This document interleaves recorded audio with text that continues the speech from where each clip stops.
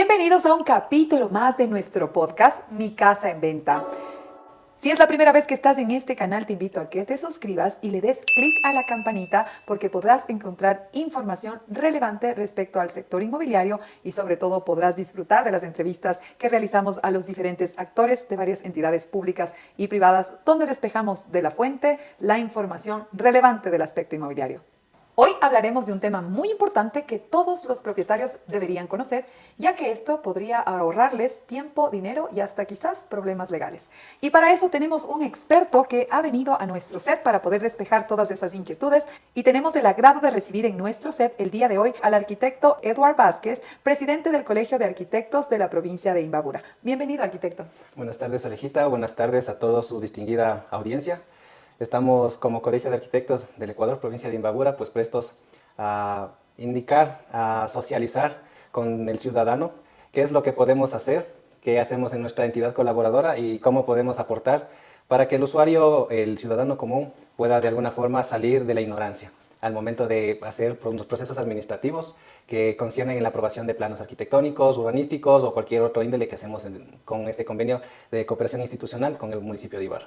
Perfecto, muchísimas gracias. Hoy en particular vamos a hablar de un tema en específico, pero primero quisiéramos saber respecto a esto que acaba de mencionar, arquitecto. ¿Cuál es la relación que existe con el Colegio de Arquitectos y el GAD del Cantón Ibarra? Bueno, desde el 2015 nosotros tenemos un convenio de cooperación institucional entre el Colegio de Arquitectos del Ecuador, provincia de Imbabura, y el GAD municipal de Ibarra.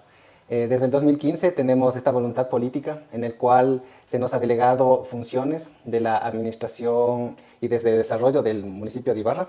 Entonces, en esto nosotros emitimos informes vinculantes previo a la aprobación de planos arquitectónicos urbanísticos, subdivisiones de tierras, que esto se refiere a la división de tierras, como son los fraccionamientos. También tenemos urbanizaciones o unificaciones, que es en este caso lo que el municipio de Ibarra hace. También nosotros como entidad colaboradora somos parte de los pioneros, ya que a nivel nacional, de las 22 delegaciones provinciales que existen, somos de las 3 que existen a nivel nacional. Entonces somos de cierta manera un referente a nivel nacional debido a este convenio de cooperación que tenemos con el municipio de Ibarra y claro, aquí se afianza mucho la voluntad política que debe de haber entre el gobernante de turno, en este caso el señor alcalde, y en la confianza que tiene obviamente en el gremio para asignar este tipo de trámites como un tema de descentralización de trámites municipales que tiene el municipio. Y por supuesto que este tipo de alianzas estratégicas lo que brindan es una fluidez en este tipo de procesos que el usuario se beneficia y nos beneficia a todos como provincia, a todos como ciudad, y es muy gratificante escucharles que ustedes puedan realizar este tipo de alianzas en bienestar y beneficio de nuestra comunidad. Así que es algo de aplaudir. Les felicito a ustedes como Colegio de Arquitectos y en su efecto pues también al GAD del Cantón Ibarra por esa gran gestión que están haciendo a través de este proyecto. Bueno, cuéntenos puntualmente, arquitecto, ¿cuáles son estos procesos? Los vamos a enumerar, de hecho, para que nuestra comunidad pueda tomar en cuenta, así que vamos a tomar mucha atención. ¿Cuáles son esos procesos en los que el Colegio de Arquitectos nos puede ayudar cuando vamos a empezar con un proceso de comercialización de un bien inmueble? Cuéntenos. Tenemos marcado 6 tipos de trámites puntuales. El primero está relacionado con la aprobación de planos arquitectónicos y urbanísticos. El segundo, todo lo que se refiere a subdivisiones de tierras, fraccionamientos, unificaciones, urbanizaciones. También tenemos trabajos varios, tenemos también propiedad horizontal, aforos y también tenemos la asignación de claves catastrales. Todos estos trámites delegados, obviamente, como les digo, el colegio no aprueba, sino que emite informes vinculantes, ¿no? Porque obviamente, de acuerdo al COTAD, la única entidad que tiene la potestad de aprobar esto es la municipalidad. Maravilloso, maravilloso, y excelentes noticias que ustedes ahora las están escuchando para poder llevar a cabo sus procesos. Hoy, dentro de esos 6 procesos que muy amablemente el arquitecto Vázquez nos acaba de mencionar, vamos a tratar uno en particular, donde vamos a profundizar respecto a este tema del fraccionamiento. Hay muchas inquietudes, hay mucha desinformación al respecto, y quisiera en este espacio, arquitecto, poder ir clarificando todos estos, incluso mitos que vamos repitiendo. A veces las personas tienen ese mal hábito de, no, la vecina me dijo tal cosa o tal primo hizo de tal manera. Y es importante que nosotros tomemos la información de la fuente que venga directamente de la ley, de la ordenanza o de donde corresponda para nosotros en función a eso poder actuar. Así que vamos a tratar el tema de los fraccionamientos. Quisiéramos saber cómo funcionan estos procesos, Empezando particularmente, es si ha evolucionado la normativa últimamente para este proceso. La ley en el 2019, me parece, se promulgó la ordenanza vigente, la cual es de desarrollo y ordenamiento territorial. En estas ordenanzas lo que tuvimos fue un problema, ¿sí? Hablo específicamente del Cantón de Ibarra. ¿Qué pasó? Que muchas veces encontramos el tema del fraccionamiento. En el área urbana esto es algo que no tiene mucho impacto, ¿no? A comparación del área rural. Por supuesto. ¿Por qué? Porque nosotros, por ejemplo, no tenemos primero en la ordenanza vigente un área de expansión urbana, que deberíamos, de cierta manera, todos los municipios, todos los cantones tenerla para justamente ser esta zona de amortiguamiento, una zona de colchón, que se diría, para decir hasta aquí puede crecer mi ciudad y hasta aquí puedo dotar de servicios, ¿sí? Entonces, en esto ha habido una evolución y como les mencionaba antes, hubo una problemática que, por ejemplo, habían zonificaciones. Las zonificaciones nos da, por ejemplo, el lote mínimo, qué puedo hacer en ese lote, qué no puedo hacer, o sea, todo lo que puedo y las restricciones que tiene este lote, ¿no?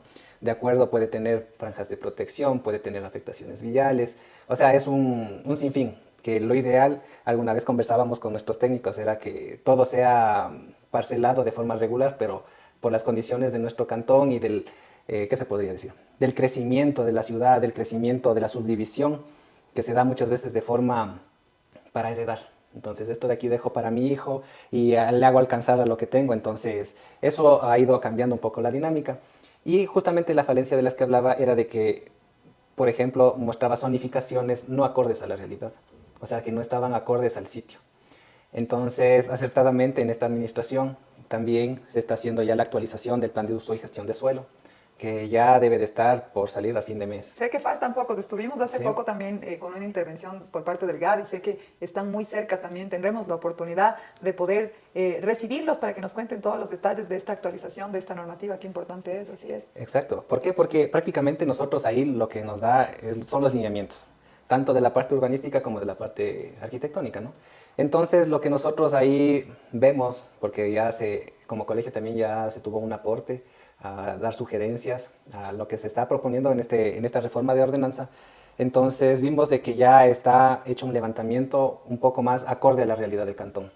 Entonces ya el tema del fraccionamiento va a tener un poco más al apego a la realidad. Ahora hay zonificaciones, que claro, eso entraría mucho en discusión, cuando están, por ejemplo, cerca de quebradas, de zonas de riesgo, de inundación, porque obviamente tenemos que entender que las causantes naturales van a seguir buscando sus causas naturales. Por supuesto. Entonces, por más que querramos estas urbanizarlas, siempre vamos a tener inconvenientes y nosotros tenemos que convertirnos en agentes de prevención, no de mitigación. Entonces, Claro que sí. en esa parte es la que ha tenido un poco de incongruencia, un poco de falencia en cuanto al tema de fraccionamientos.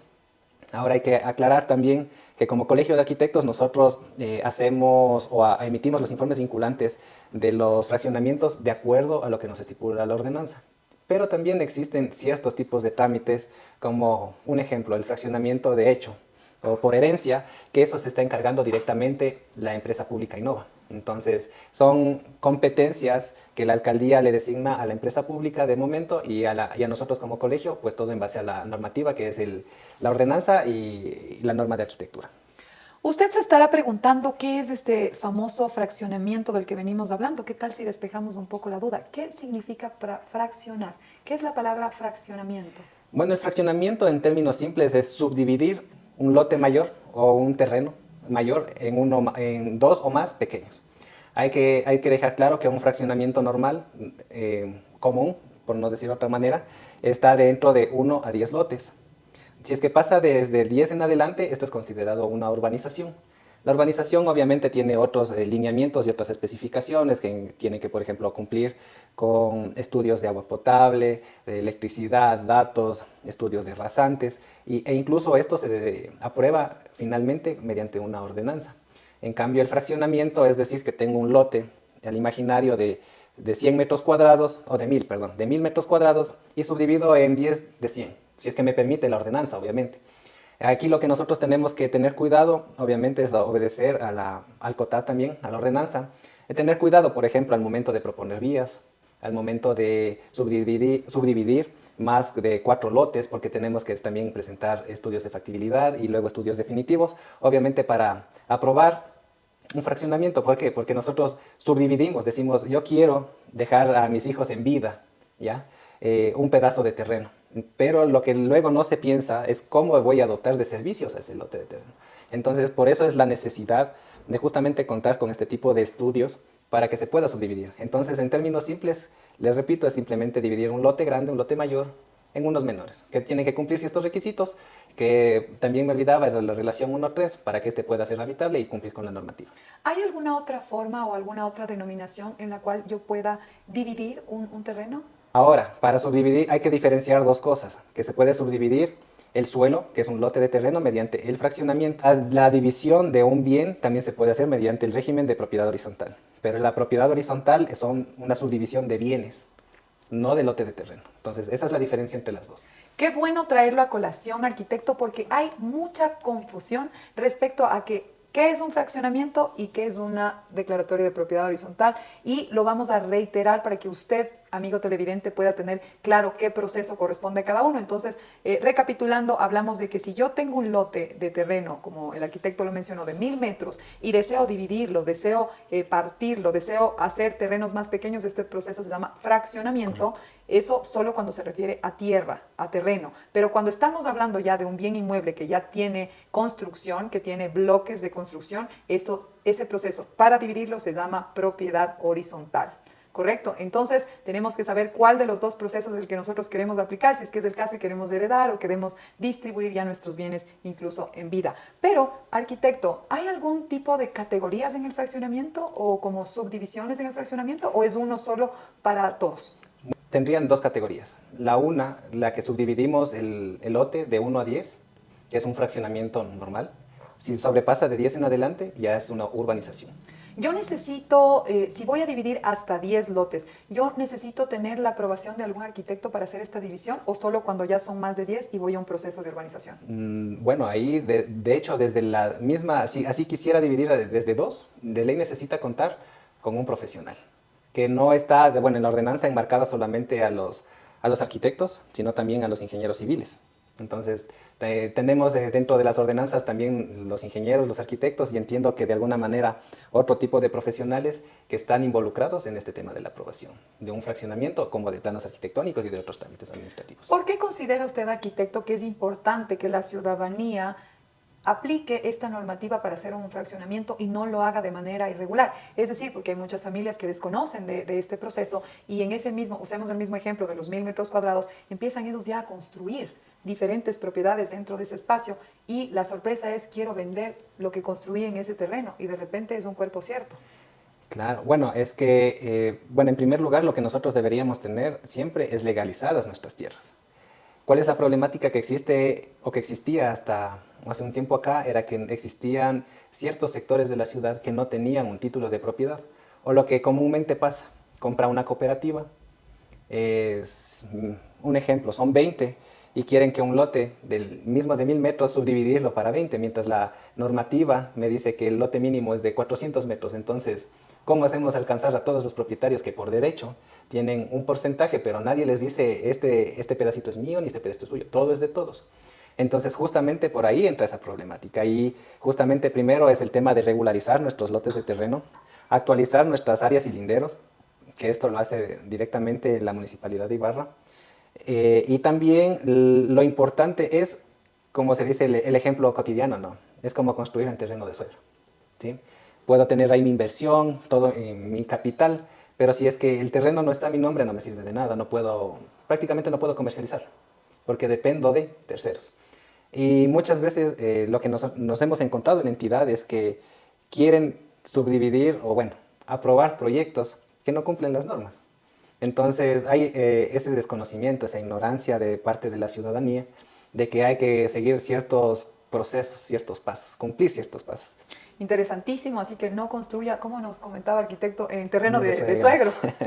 Aparte que estamos incurriendo en una ilegalidad que nos puede costar dinero cuando yo construyo sin haber realizado el proceso de fraccionamiento, porque una construcción, primero que no le van a dar el permiso en el Colegio de Arquitectos para aprobar esa construcción si usted no tiene realizado un fraccionamiento. Entonces estamos incurriendo en la primera ilegalidad. Y segundo, que si usted construye sin tener estos permisos de manera irregular, primero tiene que salvaguardar su integridad y su vida, porque una construcción irregular lo único que va a causar es que ante los desastres naturales que son inciertos, las características de su bien inmueble, quizás por ahorrarnos unos cuantos dólares, podamos nosotros perjudicar nuestra vida y la de nuestra familia. Y segundo, que aparte tenemos que incurrir en pago de penalidades, por supuesto. Correcto.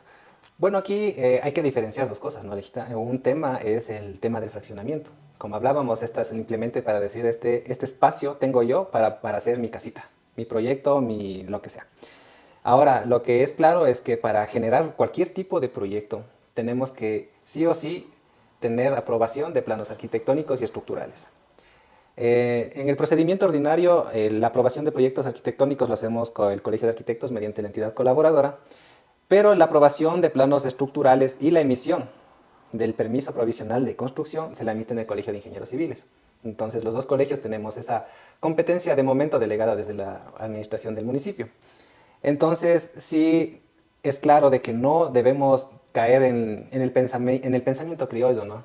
Hay que ser ahora un poco más técnicos, un poco más, incluso hasta suspicaces al momento de generar nuestros proyectos. Porque, ¿qué pasa? Y nos pasa incluso dentro del gremio, ¿no? De que un usuario se acerca y le dice, deme diseñando la casita. Caemos en el diseño, ¿no? Pero después dice, bueno, pero yo ya tengo a mi maestro que me va a dar construyendo. Entonces, de cierta manera, caemos en esta informalidad también. Muchas veces, ¿qué se podría decir? Quedaría solo en la firma del arquitecto, pero en la ejecución Exacto. no hay quien Y no pueda hay un auditar. seguimiento, Exactamente. o sea, un responsable técnico que le pueda hacer, o sea, garantizar justamente lo que mencionaba, de la garantía de vivir en un espacio seguro, de habitar un espacio seguro. Entonces, sí debemos nosotros apoyarnos, obviamente. Se entiende de que incluso existe de momento una ley, una ordenanza, de que todos los proyectos hasta 1996, pues estos de cierta manera se tienen que hacer un levantamiento para conocer el estado actual, incluso un informe de resistencia estructural.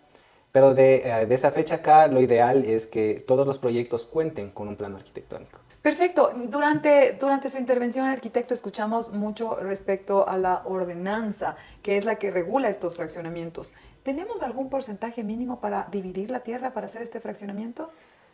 Esto depende mucho de la zonificación. Zonificar es subdividir todo el cantón en categorías más pequeñas, ¿no? Eso es zonificar.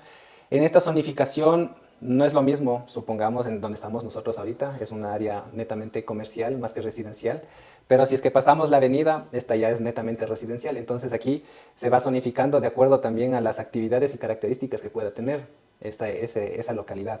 Entonces no es lo mismo tener un fraccionamiento que le da el lote mínimo en este sector.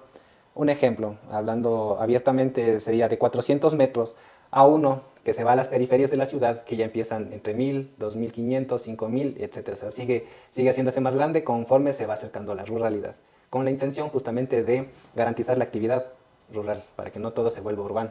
Qué interesante este tópico y también quisiéramos saber cuánto dura este proceso del fraccionamiento. Si yo quiero iniciar este fraccionamiento de mi bien inmueble, ¿cuánto tiempo yo necesito y qué documentos yo necesito? Tenemos que empezar desde un calzado. ¿Por qué necesitamos el calzado? Porque muchas ocasiones nosotros nos encontramos con escrituras de 1990 para atrás. ¿Y qué pasa? Que ahí en la escritura nos dice simplemente mi terreno es de aquí hasta el árbol y de aquí hasta el cerco y de aquí hasta acá. Entonces no existen áreas y linderos. Entonces, por más de que usted tenga su título de propiedad, nosotros necesitamos que este tenga áreas y linderos para ver si es que cumple y la subdivisión que queremos hacer, ¿no? Entonces debemos empezar primero con este calzado. El segundo es generar una propuesta en el cual se pretende, ¿no?, presentar el proyecto y decir yo, mi lote macro, quiero subdividirlo en 2, 3, 4 o en los que usted quiera en su propuesta. Y esto acompañado obviamente de un certificado de gravámenes y de la copia de la escritura. ¿Por qué solicitamos las dos? A veces dicen es lo mismo. Pero ¿qué pasa? Que el certificado de gravámenes, al menos en el registro de la propiedad del Cantón Ibarra, es tipiado. Y muchas veces puede haber una falla humana. ¿sí? Entonces, no siempre, pero siempre necesitamos de alguna forma comparar. Entonces, decir, sí, esto sí es, o si es propiedad del señor, procédase a la subdivisión.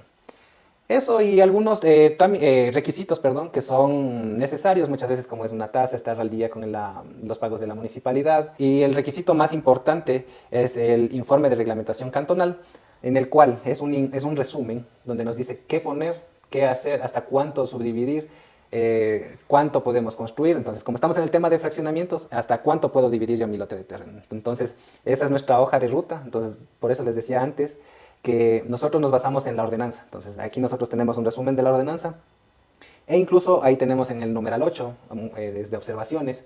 Entonces, este puede tener alguna directriz vial, afectación vial, puede que, por ejemplo, no se pueda subdividir porque tiene incluso una franja de protección.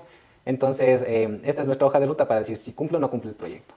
Y ese es otro tema más que podríamos abordar en nuestro capítulo de este podcast Mi Casa en Venta, pero si escuchaste hace un momento acerca del IRC o el más conocido como la línea de fábrica y no sabes de qué se trata este documento, recuerda que aquí en nuestro canal vas a poder encontrar a un representante exclusivamente del GAP que nos acompañó aquí en este set también y nos contó todos los detalles de ese documento muy importante que tú debes conocer acerca de tu propiedad si es que quieres iniciar cualquier proceso de comercialización. Y no solo si estás vendiendo o comprando un bien inmueble, sino que eso es una información que tienes que familiarizarte de tu propiedad para conocer cuál es el estatus en el que se encuentra tu bien inmueble, para sacarle todos los beneficios que puedes a esta propiedad.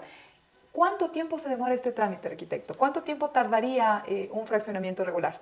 Si es que tomamos en cuenta desde el calzado, bueno, nosotros podemos responder de acuerdo a los tiempos que tenemos mediante este convenio, como les decía, de 3 a 5 días. Muchas veces el problema es que empieza y culmina en la municipalidad. ¿Cuál es el problema? Como los funcionarios municipales tienen un flujo de trabajo mayor al que nosotros tenemos, sí suele demorarse un poco más. Entonces, por ejemplo, se ha escuchado de que los calzados se demoran de hasta 20 días. El colegio, nosotros tenemos la responsabilidad de hacerlo, si es que no tenemos mucha carga de trabajo, de despachar hasta 3 días, pero hay que recapitular en algo. Nosotros empezamos desde el calzado, aprobamos la propuesta de fraccionamiento y este se emite a la unidad de avalúos y catastros. La unidad de avalúos y catastros lo que hace es subdividir la clave catastral, es decir, de la clave 1 a la clave 1.1, a la clave 1.2, 1.3, 1.4, dependiendo del número de lotes.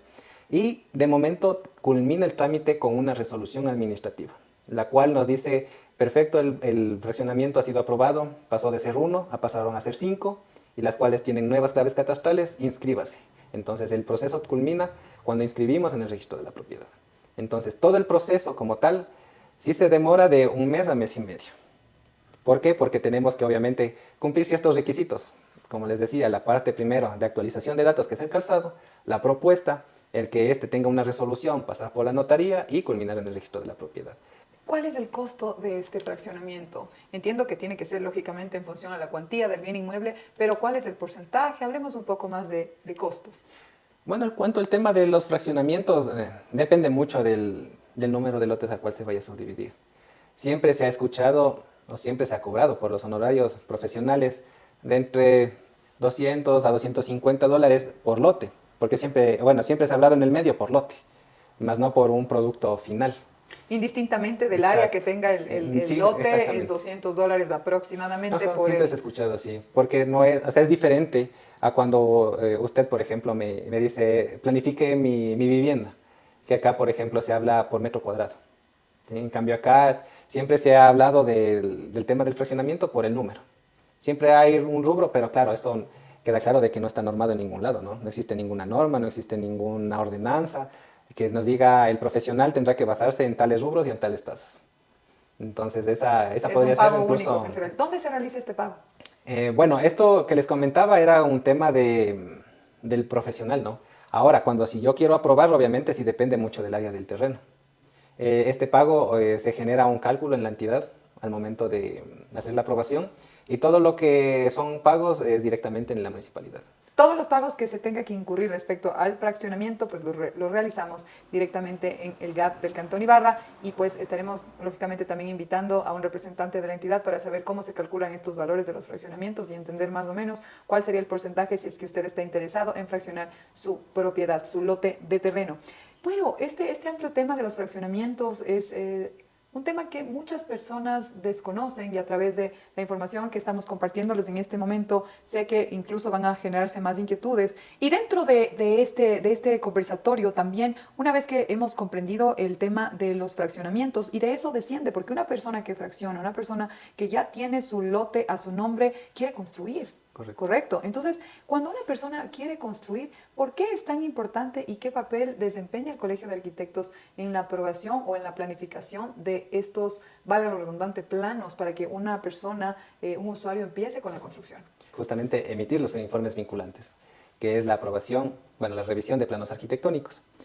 En esto, el papel del arquitecto es crucial, el papel de la entidad es crucial. Cabe recalcar que nosotros tenemos una norma de arquitectura y urbanismo desde el 2016, la cual prácticamente tiene los lineamientos, nos dice medidas mínimas, nos dice, por ejemplo, número de estacionamientos, nos dice que cumpla iluminación, ventilación, que cumpla seguridades, incluso incendios. Entonces, prácticamente nosotros no es un criterio personal, no es un criterio técnico personal, es un criterio que se tiene que basar a la ordenanza, que como hablábamos anteriormente, nos basamos en el IRC, en el informe de reglamentación cantonal, porque ahí nos indica si puedo construir bien sea de forma aislada, pareada, continua o a línea de fábrica. Entonces, esta es, por ejemplo, una restricción. También nos dice el número de pisos, cuánto puedo ocupar yo, el coeficiente de ocupación de suelo en planta baja. El famoso CUS, que le conocen. Sí, aquí le conocemos el COS en planta baja y el COS total, que prácticamente es la ocupación. Entonces, primero nos da esos lineamientos. Y justamente nosotros para emitir estos informes revisamos estos lineamientos conjunto con la norma de arquitectura y urbanismo que existe en el cantón. Y obviamente, dependiendo de la complejidad y del tipo de proyecto, también se implica siempre la ordenanza. ¿Qué pasa cuando nosotros vamos a hacer este proceso y nos encontramos con novedades? Por ejemplo, vamos a decir que tenemos excedentes en las áreas. ¿Qué pasa cuando también podemos encontrar particularidades como los linderos? ¿Cuál es el proceso que hay que seguir para poder hacer estas rectificaciones? Bueno, de momento la ordenanza vigente nos permite justamente tener un margen de error del más o menos 10%, nos indica, ¿no? En cuanto a dimensiones del lote de terreno. Para esto es importante siempre, cuando no estoy seguro de que tiene, o por lo menos de que es un fraccionamiento reciente desde hace unos 2 años o 3 también, siempre hay que hacer un proceso de calzado. El proceso de calzado no es como muchas veces los profesionales queremos entender de que la municipalidad o el colegio quiere molestar, quiere poner un trámite más. No, sino que de lo que se trata es de justamente regularizar áreas y linderos. Entonces, nosotros en el plano arquitectónico siempre revisamos el cuadro de áreas. Y siempre en una casilla nosotros ponemos área de lote de terreno. Pero también ponemos área de lote según levantamiento. ¿Para qué? Si es que está dentro de este más o menos 10%, pues la ordenanza nos permite actuar. Entonces, simplemente con el área del más o menos 10%, nosotros calculamos el costo total, áreas, etc. Pero, ¿qué pasa si pasa de este 10%? Obviamente, este es un trámite de excedentes que se debe de realizarlo en la municipalidad. ¿Por qué? Porque ya concierne otro tipo de procedimientos y otro tipo de resolución, que al final solamente la municipalidad en este momento está con la competencia para hacerlo. Para realizar el tema de excedentes. Este tema, por supuesto, ya lo revisamos también en uno de nuestros capítulos de nuestro podcast. Hablamos de esta brecha y qué paso tenemos que específicamente realizar, pero lo traigo a colación ahora porque quiero, usted, señor televidente, si es la primera vez en nuestro canal, saber que esto es un proceso que se va a llevar con el GAT y no con el Colegio de Arquitectos, porque hay esa confusión. Se piensa que quizás porque ustedes se encargan del tema del fraccionamiento, el tema de los excedentes también los llevan ustedes, pero esto es algo que es particularmente se los lleva en el GAT. Pero sé que también es otro proceso distinto, porque ahí estamos hablando de excedentes, pero ¿qué pasa cuando hay una incongruencia en linderos? Justamente cuando hay incongruencia en linderos, o sea, si es que está dentro del más o menos 10%, nosotros como entidad colaboradora podemos actuar.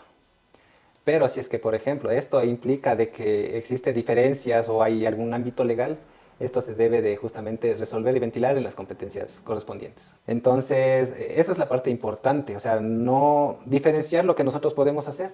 Nos recordaba que el trámite de los excedentes, si es que no me equivoco, en el Cantón de Ibarra incluso hasta le dieron una competencia a la empresa pública Innova, para que ellos se encarguen de hacer este tipo de trámites. Vamos a tocar un tema bastante delicado ahora porque esto ha ocurrido no solo en la provincia de Imbabura, sino a nivel nacional. Hay muchísimas personas que desafortunadamente han construido sin los permisos. Queremos entender qué sucede cuando yo incurro en esta irregularidad de hacer una construcción sin permisos. ¿Qué es lo que pasa? Nosotros como entidad colaboradora revisamos y emitimos informes vinculantes, que es la aprobación de planos arquitectónicos, el Colegio de Ingenieros Civiles, el plano estructural. Con estos dos planos y el formulario de permiso de construcción provisional, usted puede construir, ¿sí? Ese sería el procedimiento ordinario.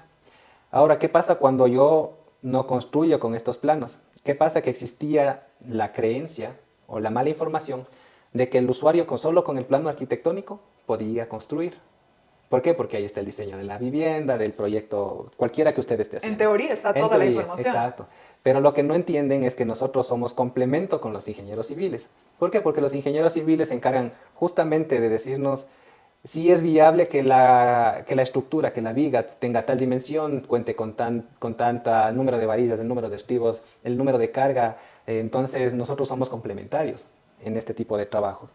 ¿Y qué pasa? Que muchas veces el usuario es llevado por la viveza criolla. No hay otra palabra. No hay otra palabra. Ese es nuestro mal. Exacto. ¿Y qué pasa? Que nosotros, por ahorrarnos unos dólares, incurrimos en la construcción informal. Entonces, nosotros, como les explicaba, pasamos este procedimiento, Colegio de Arquitectos, Colegio de Ingenieros, y el siguiente paso es solicitar el permiso de construcción que emite el municipio de Ibarra. Entonces, ¿qué es esto? De que un técnico de obras públicas, en este caso, vaya a revisar el proceso constructivo, ¿sí? Y este culmina con la devolución del fondo de garantía, en este caso. ¿Quién es el ente regulador y controlador de que se cumpla con lo estipulado en los planos, los permisos? Es la Comisaría de Construcciones. Entonces, la Comisaría de Construcciones, con su personal técnico, son los que tienen que, de alguna manera, vigilar, corroborar y sancionar si es que no se está cumpliendo primero con las legalidades del caso, que es tener planos aprobados. ¿Quién es la persona o quién es la institución encargada de fiscalizar de que este proyecto que ustedes han aprobado se dé bajo los parámetros que ustedes han dado la aprobación y que no incurran en alguna ilegalidad o que cambien de materiales, sino que siga el proyecto que ha sido aprobado por el Colegio de Arquitectos? El órgano competente para la inspección, control y sanción es la Comisaría de Construcciones. De momento, en la ordenanza, desde el artículo 600 en adelante, ellos pueden incluso sancionar económicamente, y la peor sanción que puede tener un profesional es que pueda tener una orden de derrocamiento.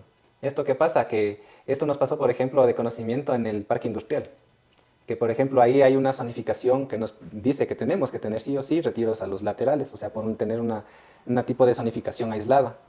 Pero ¿qué hacía el usuario? Aprobaba de una forma el plano e invadía estos retiros. Entonces la comisaría solicitó la orden de derrocamiento. Entonces, esos tienen esta competencia.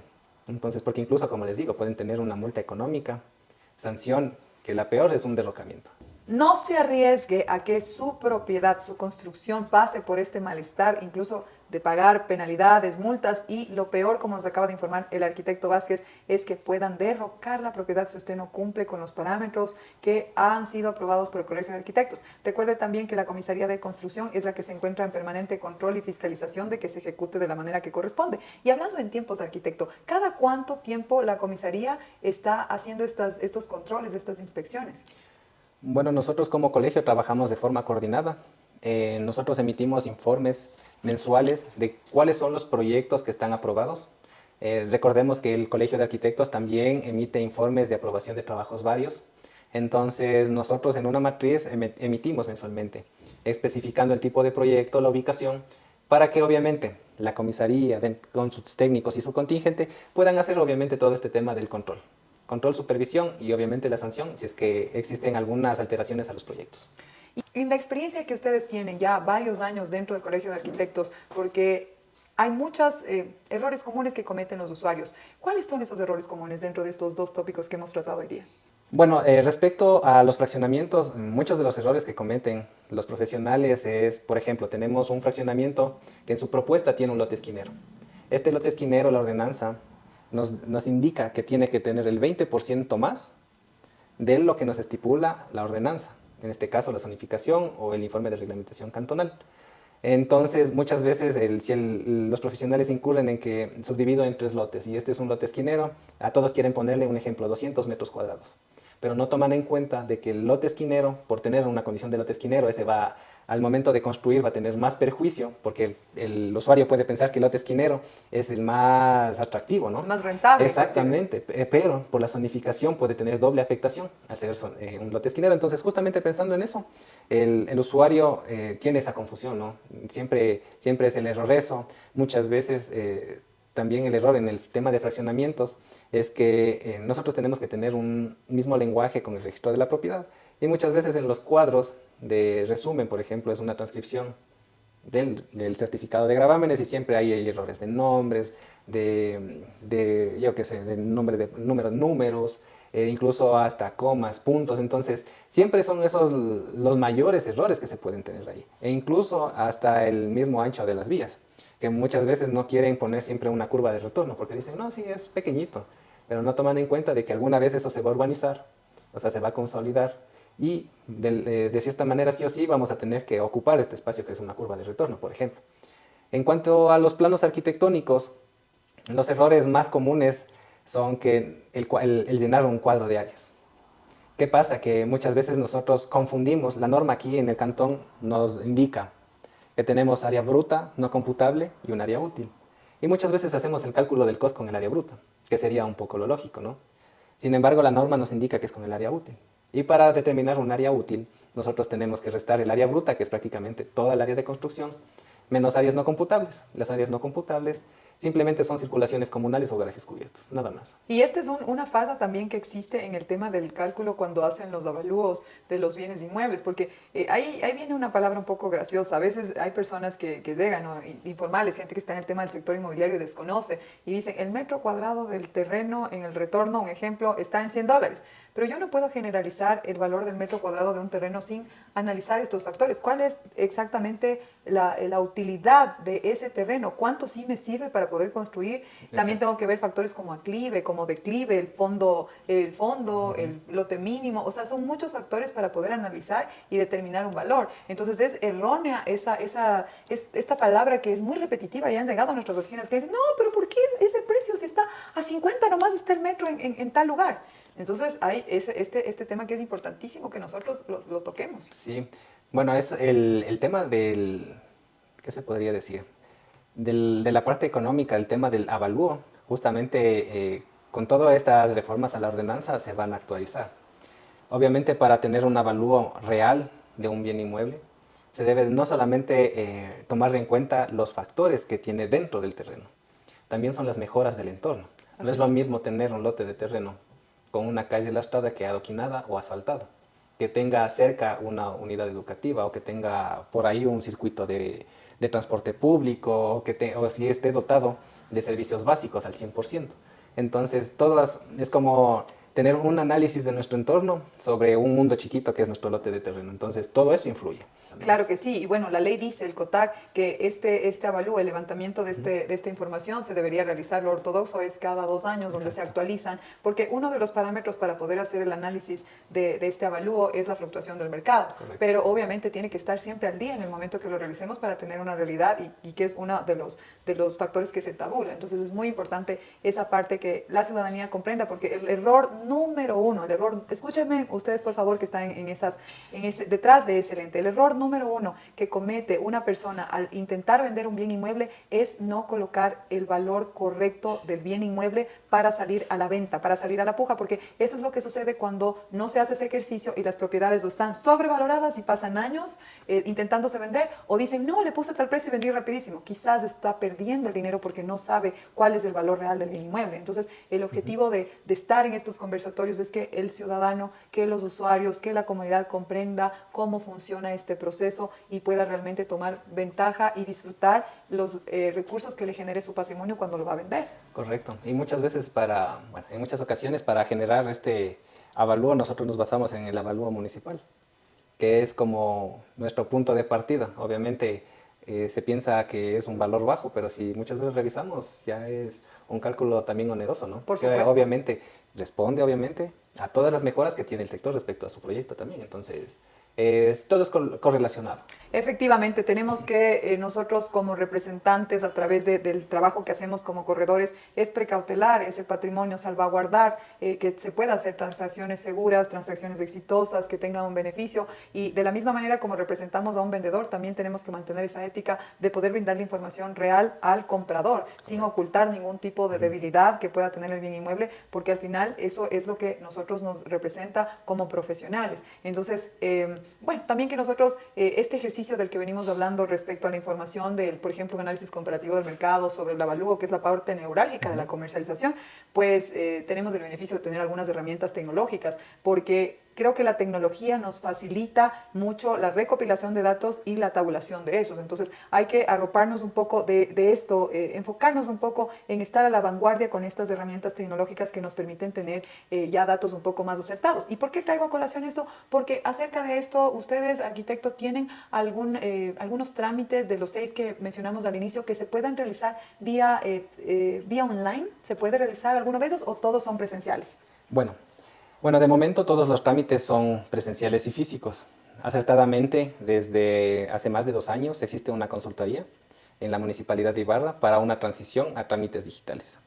Entonces nosotros, entiendo que desde el mes de junio o a mediados de año o posterior, pero es en este año, vamos a migrar ya a una revisión digital de proyectos y de trámites. Entonces también buscamos tener esta capacitación conjunta para manejar un mismo idioma en cuanto al manejo de la ordenanza. Entonces, justamente es vincularnos con los corredores de los bienes inmuebles, en este caso como nuestros socios, nuestros aliados estratégicos, para manejar un mismo idioma, e incluso para el tema de una asesoría técnica y acertada para todos los usuarios. Por supuesto, esto es lo que el resultado de poder hacer alianzas estratégicas entre todas las instituciones, entre todos los actores que estamos inmersos dentro de este giro de negocio. Y este espacio, arquitecto, ha sido un espacio maravilloso en el que hemos podido llegar a esas alianzas, porque estar juntos, unidos, alineados y sobre todo informados de acuerdo a las normativas que se contempla dentro de este proceso nos ayuda a poder agilizar muchos procesos, nos ayuda a que también los clientes, los usuarios puedan tomar decisiones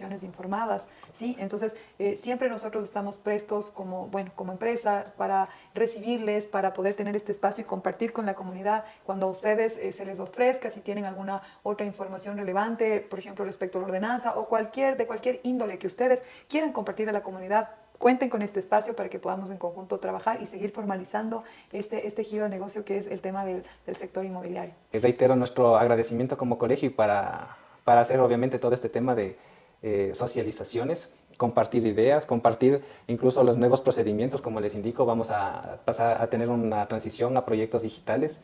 Obviamente ya no van a ser los mismos de hoy en día los procedimientos, pues ya sería una buena idea justamente socializar cómo va a funcionar para que la ciudadanía sepa qué hacer y sepa más que nada de que nosotros, el Colegio de Arquitectos, en este caso la entidad colaboradora y la municipalidad, no somos enemigos, sino que somos aliados.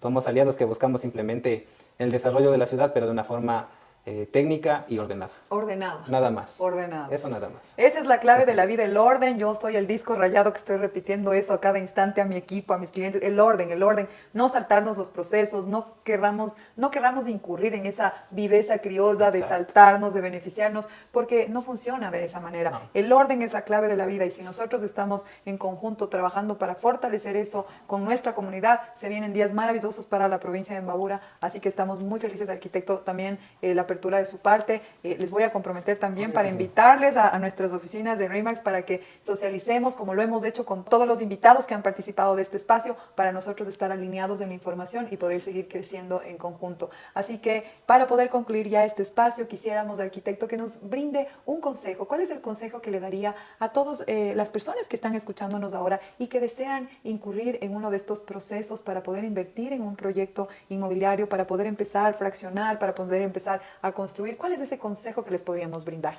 El consejo que les doy siempre es, primero, contar con un profesional.